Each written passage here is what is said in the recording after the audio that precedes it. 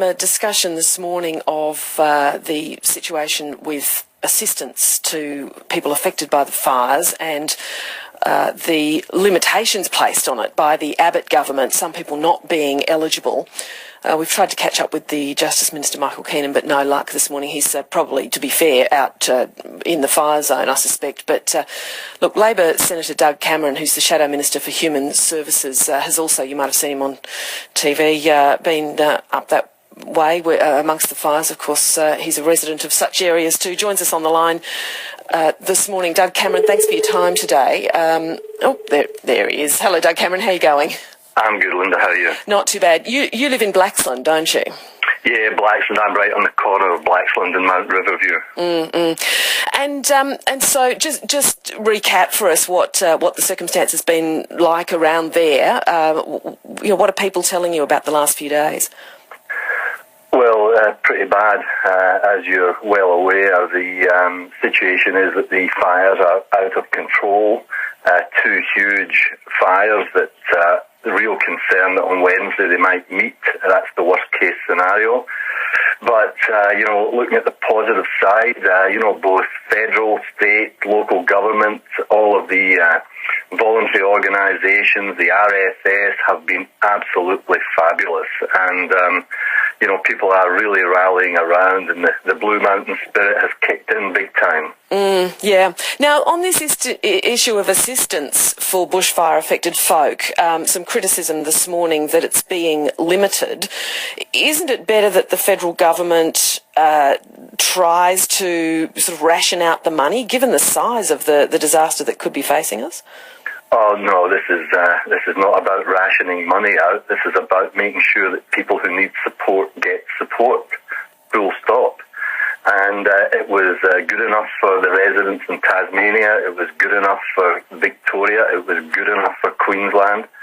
And here we are in New South Wales, and we are told that we shall not get the same support that was given in those other states. Now, I'm hesitant to politicise these issues, but this is a big call. It's a bad call. It's a bad call for the economics of people, individuals, and it's a bad call politically.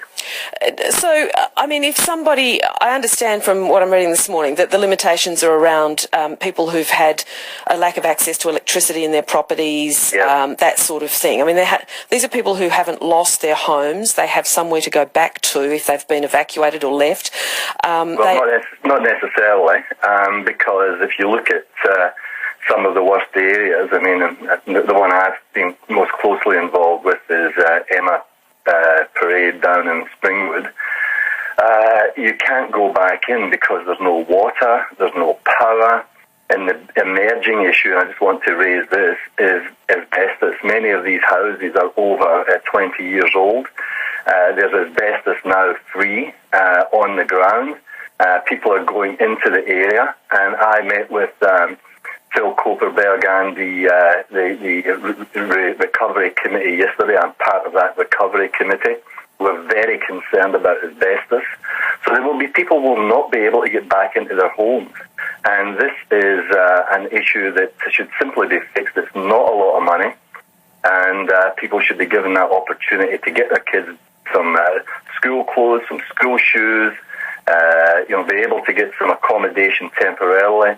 This is what it's about. And so people who may physically have a house, but there's a lot of other reasons that they may not be able to resume some sort of normal life anytime soon.